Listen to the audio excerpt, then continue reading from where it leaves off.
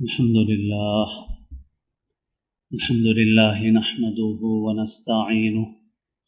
ونستغفره ونؤمن به ونتوكل عليه ونعوذ بالله من شرور أنفسنا ومن سيئات أعمالنا من يهد الله فلا مضل له ومن يضلل فلا هادي له نشهد أن لا إله إلا الله وحده لا شريك له ونشهد أن سيدنا ونبينا ومولانا محمدا عبده ورسوله صلى الله تعالى عليه وعلى آله وأصحابه وأتباعه وأزواجه وذرياته وبارك وسلم تسليما كثيرا كثيرا أما بعد.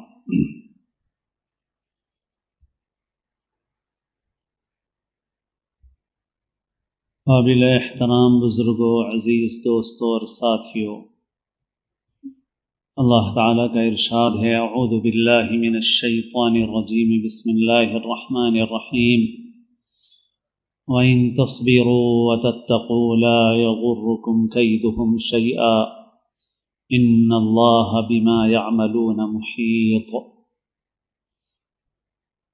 اے ایمان والو، اگر تم صبر کرو اور تقوی اختیار کرو، اللہ کو راضی کرنے کی کوشش کرتے رہو، تو دشمنوں کی تدبیریں تم کو کچھ بھی نقصان نہیں پہنچائیں گی.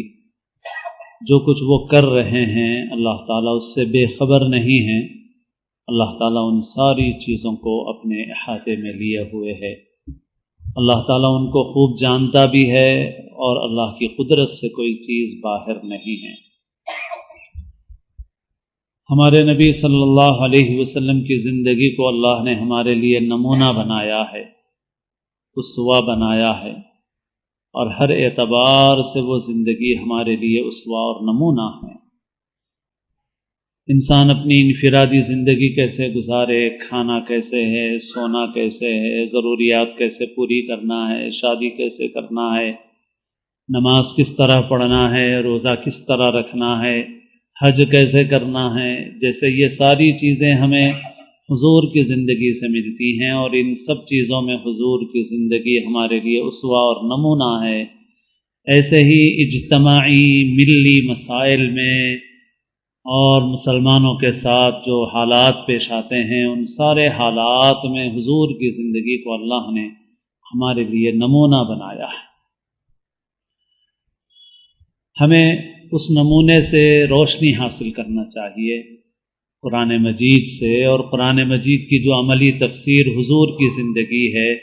وہی ہمارے لیے اسوہ اور نمونہ ہے، اور اسی سے ہمیں روشنی حاصل کرنا چاہیے. اللہ کے رسول صلی اللہ علیہ وسلم نے سخت حالات میں بہت حکمت کے ساتھ، دانش مندی کے ساتھ صبر کا راستہ اختیار فرمایا. آپ صلی اللہ علیہ وسلم نے مکی زندگی میں جب اسلام کی دعوت شروع فرمائی تو شروع میں 3 سال خفیہ دعوت کے تھے. اس میں زیادہ حالات نہیں تھے، اس میں جو باتیں تھیں وہ کہیں کہیں تھی، چھپی ہوئی تھی. مگر 3 سال کے بعد جب رسول اللہ صلی اللہ علیہ وسلم نے علانیہ دعوت دی اور صفا کی چوٹی پہ چڑھ کے آپ نے اعلان فرما دیا کہ اے لوگو لا الہ الا اللہ کہو،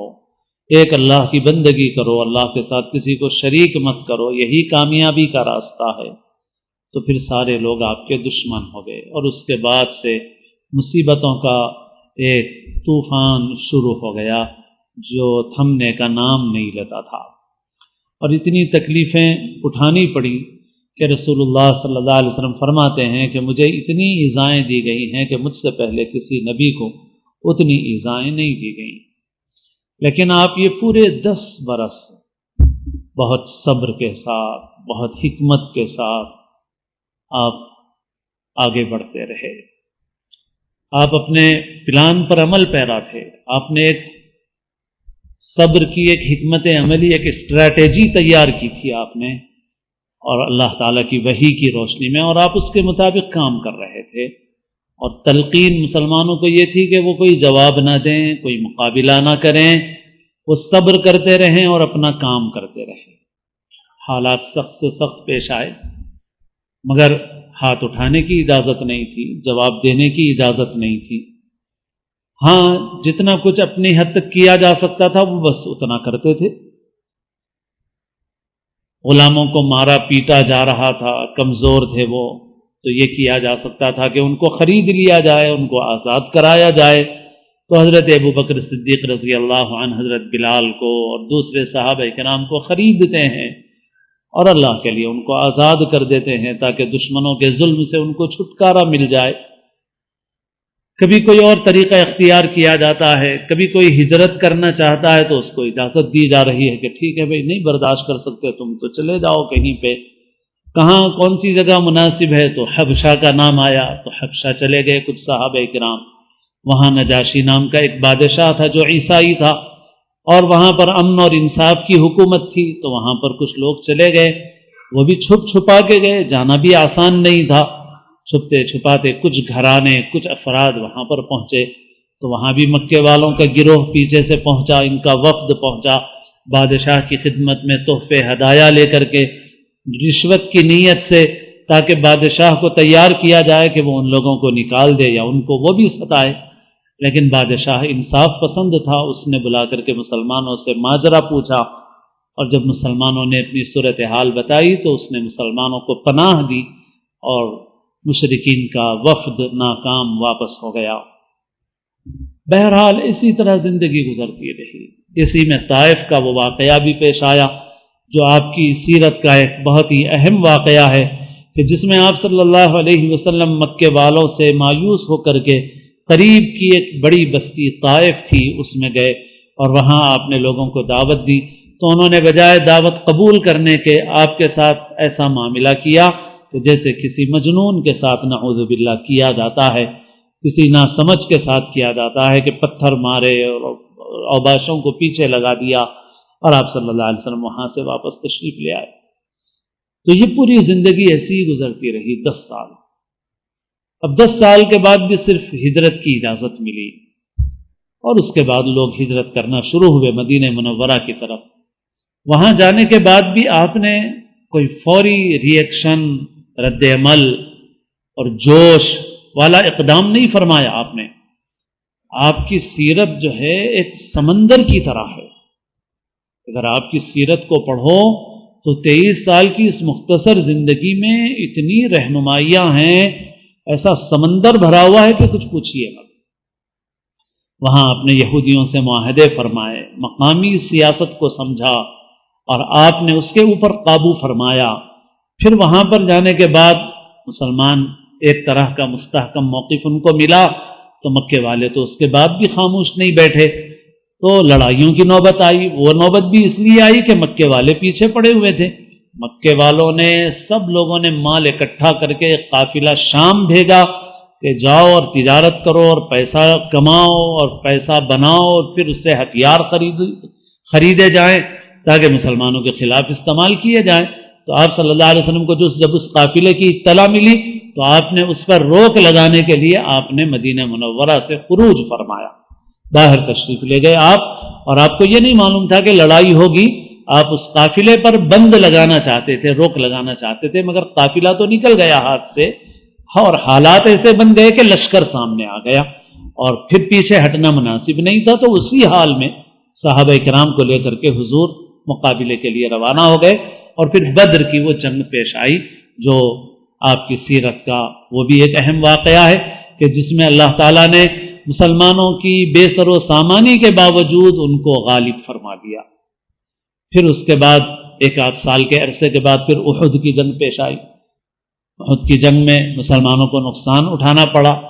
اگرچہ کہ بعد میں مشرکین بھاگنے پر مجبور ہوئے، مگر مسلمانوں کو شدید نقصان پہنچا۔ پھر اس کے بعد ایک وقت ایسا آیا کہ اب سارے مکے کے لوگوں نے طے کیا کہ اب سارے قبائل کو جمع کر کے یک بارگی مسلمانوں پر حملہ کیا جائے، اور تاکہ قصہ ہی ختم ہو جائے، یہ روز روز کا جھگڑا نہ رہے۔ تو نہ صرف مکے والے بلکہ اطراف کے بڑے بڑے قبائل کو انہوں نے ساتھ لیا، اور یہودی جو مدینے میں یا مدینے کے اطراف میں تھے اور جن کا مسلمانوں سے معاہدہ تھا، انہوں نے بھی غداری کی اور انہوں نے بھی ان لوگوں کا ساتھ دیا. تو اندر سے یہ دشمن تھے اور باہر سے سارے قبائل مکے والوں کے ساتھ جمع ہو کر کے نکلے. اور جب اس منصوبے کی اطلاع حضور پاک علیہ الصلوۃ والسلام کو ملی تو آپ نے مشورہ فرمایا اور مشورے کے بعد یہ طے پایا کہ باہر نکل کے مقابلہ کرنا مناسب نہیں ہے، صرف مدینے کے اطراف میں خندق کھود لی جائے گی اور پھر ہم خندق کے ادھر رہ کے مقابلہ کریں گے. یعنی گویا یہ فیصلہ ہوا کہ اپنا بچاؤ کریں گے، بس مقابلہ نہیں کریں گے، بچاؤ کا کام کریں گے. اس وقت ہم مقابلے کے موقف میں نہیں ہیں. چنانچہ 1 مہینے تک وہ محاصرہ رہا اور سامنے لڑائی کی نوبت نہیں آئی، مگر مسلمانوں کو مدینے میں رہتے ہوئے ایسے حالات کا سامنا کرنا پڑا جو سخت ترین حالات تھے، اور اس کا ذکر قرآن مجید کی سورۃ الاحزاب میں ہے. غزوہ خندق کا دوسرا نام غزوہ احزاب ہے. احزاب کے معنی پارٹیوں کے ہیں، حزب کی جمع ہے، چونکہ ساری پارٹیاں مل کے آئی تھیں اس وجہ سے اس کو غزوۃ الاحزاب بھی کہتے ہیں. اور قرآن مجید میں اس کا ذکر ہے پارے 21 میں سورۃ الاحزاب میں، اور ان حالات کا نقشہ کھینچا گیا ہے جو مسلمانوں کے ساتھ پیش آئے تھے. ایسے حالات پیش آئے تھے کہ قرآن مجید نے کہا کہ وَبَلَغَتِ الْقُلُوبُ الْحَنَاجِرَ وَتَظُنُّونَ بِاللَّهِ الظُّنُونَ هُنَالِكَ ابْتُلِيَ الْمُؤْمِنُونَ وَزُلْزِلُوا زِلْزَالًا شَدِيدًا، کہ کلیجے منہ کو آنے لگے تھے اور اللہ کے متعلق طرح طرح کے گمان ہونے لگے تھے کہ کیا ہم مسلمان حق پہ ہیں اور کیوں اللہ کی مدد نہیں آ رہی ہے اور کیوں ہمارے ساتھ ایسا ہو رہا ہے. هُنَالِكَ ابْتُلِيَ الْمُؤْمِنُونَ وَزُلْزِلُوا زِلْزَالًا شَدِيدًا، اس وقت مسلمان ابتلا اور امتحان میں ڈال دیے گئے اور سخت بھونچال میں ڈال دیے گئے، سخت ترین حالات پیش آئے. اور منافقین اور ان کے جن کے دلوں میں کمزوری تھی وہ تو کہنے لگے کہ وَإِذْ يَقُولُ الْمُنَافِقُونَ وَالَّذِينَ فِي قُلُوبِهِم مَّرَضٌ مَّا وَعَدَنَا اللَّهُ وَرَسُولُهُ إِلَّا غُرُورًا، وہ تو جو منافقین تھے وہ تو یہ کہنے لگے کہ اللہ اور اس کے رسول نے ہم سے دھوکے کا وعدہ کیا ہے. نعوذ باللہ. ایسے سخت حالات، اور اگرچہ کہ مقابلہ نہیں ہوا مگر اندر حالات ایسے سخت تھے کہ مسلمانوں کو فاقے پر فاقے برداشت کرنے پڑ رہے تھے. کبھی ادھر سے پتھراؤ ہوتا تھا، کبھی کوئی پھاند کے آ جاتا حملہ کر دیتا اور پتھروں کی بارش ہوتی رہتی، اور مسلمان فقر و فاقہ برداشت کر رہے تھے کئی دنوں کا. خود حضور کے پیٹ پر فاقے کی وجہ سے پتھر بندھے ہوئے تھے، تو اور صحابہ کرام کا کیا حال رہا. مگر جب 1 مہینہ یہ محاصرہ جاری رہا تو اس کے بعد اللہ کی غیبی مدد آئی، اور ادھر اللہ تعالیٰ نے یہ کیا کہ ان کے دلوں میں پھوٹ پیدا کر دیا. اور چونکہ وہ جمع ہو کے آئے تھے مسلمانوں کی دشمنی میں، ان کو خود سے کوئی جوڑنے والی چیز نہیں تھی، وہ تو صرف اس پر جڑ کے آئے تھے کہ مسلمانوں کی دشمنی بس یہ تھی ان کو جوڑنے والی چیز. اللہ نے ان کے اندر توڑ پیدا کر دیا، ان میں آپس میں پھوٹ پڑ گئی. پھر اللہ نے ایک ہوا آندھی بھیجی جس کی وجہ سے ان کے خیمے اکھڑ گئے اور ان کی دیگیں الٹ گئی، کھانے پکانے کا سامان برباد، خیمے برباد، اور پھر آپس میں دلوں میں پھوٹ اور لڑائی. اور 1 مہینے کی اس محنت کے بعد بھی کچھ حاصل نہیں ہوا تو پھر ناکام اور نامراد ہو کے واپس لوٹ جانا پڑا ان کو. ایسے ہی لوٹ گئے، کچھ ہاتھ نہیں آیا ان کے. اور اس وقت رسول اللہ صلی اللہ علیہ وسلم نے فرمایا تھا کہ الآن نغزوہم ولا یغزوننا،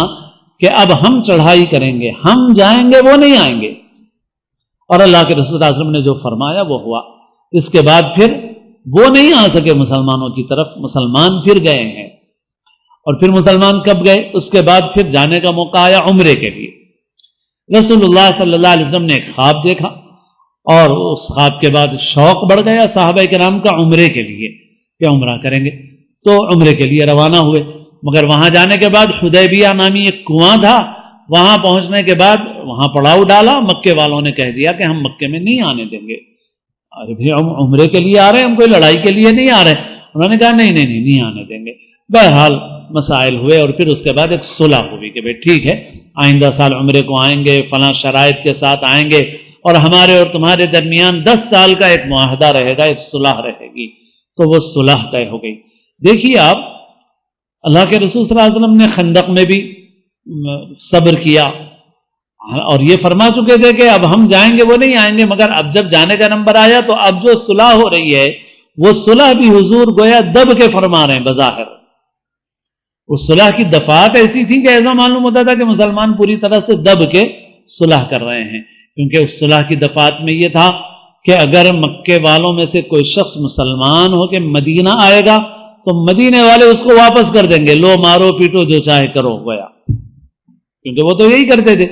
تو گیا دشمن کے حوالے کر دیا جائے گا۔ اگر کوئی مکے سے مسلمان ہو کے مدینہ آیا تو مسلمان یعنی مدینے والے اس کو مکے والوں کے حوالے کر دیں گے، اور مدینے سے کوئی شخص مرتد ہو کے مکہ جاتا ہے تو مکے والے واپس نہیں کریں گے، مکے والے واپس نہیں کریں گے۔ اور پھر خود اس وقت ایسا واقعہ پیش آیا کہ جب صلح طے ہو گئی تو اول تو صلح کی یہ دفعات ایسی تھی کہ صحابہ کرام کے لیے ناقابل برداشت تھی، اور وہ حضور سے عرض کر رہے تھے ادب کے ساتھ کہ حضور یہ کیا ہو رہا ہے، اور کیا ہم حق کے اوپر نہیں ہیں؟ ہم ایسی صلح کیوں کریں؟ ہم کیوں اتنا دب کے معاہدہ کریں؟ مگر اللہ کے رسول صلی اللہ علیہ وسلم نے فرمایا کہ اللہ تعالیٰ کا حکم ہے اور مجھے ایسا ہی کرنا ہے۔ تو بہرحال صحابہ کرام تو سراپا اطاعت تھے، وہ تیار ہو گئے، لیکن ان کے دل جو ہے بہت بے چین تھے۔ اور پھر اس پر مزید اور بھڑکانے والی چیز جو ان کے جذبات کو بھڑکائے وہ یہ کہ معاہدے کی یہ باتیں طے ہو گئی، ابھی لکھا نہیں گیا تھا، لکھا جانے والا ہے کہ اتنے میں کچھ مکے سے ایک دو افراد ایسے آئے کہ جن کے پیروں میں بیڑیاں پڑی ہوئی تھی، جن کو وہاں مارا پیٹا جا رہا تھا اس وجہ سے کہ وہ مسلمان ہو گئے تھے۔ اب وہ کسی طرح وہاں پہنچ گئے اور وہ رونے لگے اور کہنے لگے مسلمانوں سے کہ ہم کو محض اس وجہ سے مارا ستایا جا رہا ہے، ہم کو اپنے ساتھ لے چلو۔ حضور نے فرمایا کہ دیکھو بھائی ابھی معاہدہ لکھا تو نہیں گیا ہے، یہ لوگ ہیں ان کو ہمارے حوالے کر دو کم از کم۔ تو وہ کہنے لگے کہ نہیں، اگر سے لکھا نہیں گیا مگر طے ہو چکا ہے، لکھا اگر سے نہیں گیا مگر طے ہو چکا ہے، اور اگر آپ اس کے اوپر عمل نہیں کریں گے تو پھر ہم چھوڑ دیتے ہیں اس کو۔ اللہ کے رسول صلی اللہ علیہ وسلم نے اس کو بھی فرمایا کہ ٹھیک ہے بھی، اچھی بات ہے، اس کو بھی قبول فرما لیا۔ اب کتنا تلخ گھونٹ تھا، کتنا کڑوا گھونٹ تھا کہ صاحب لوگ سامنے موجود ہیں اور اب مسلمانوں کی تعداد کوئی کم نہیں ہے، مسلمان بدر کا معرکہ سر کر چکے ہیں، احد کا معرکہ سر کر چکے ہیں، خندق کا معرکہ سر کر چکے ہیں، اور مجموعی طور پہ مسلمان کمزور نہیں ہوئے بلکہ مسلمان روز بروز طاقتور ہوئے ہیں، اور آج ان کی طاقت تو بہت زیادہ ہے، تعداد بہت زیادہ ہے، مگر اس کے باوجود اپنی آنکھوں کے سامنے اپنے ایک بھائی کو بیڑیوں میں پڑا ہوا دیکھ رہے ہیں، مگر اس کو واپس کرنا پڑ رہا ہے، اور صلح ہو گئی اور اللہ کے رسول صلی اللہ علیہ وسلم واپس تشریف لے آئے۔ پھر اس کے ایک سال کے بعد تقریباً سن 8 میں یہ ہوا کہ جب انہوں نے صلح کی خلاف ورزی کی اور معاہدے توڑے تو رسول اللہ صلی اللہ علیہ وسلم نے پھر معاہدہ ختم کرنے کا اعلان فرمایا، اور پھر آپ مکہ مکرمہ کے لیے روانہ ہوئے، اور اللہ نے کچھ دیر کے لیے آپ کے واسطے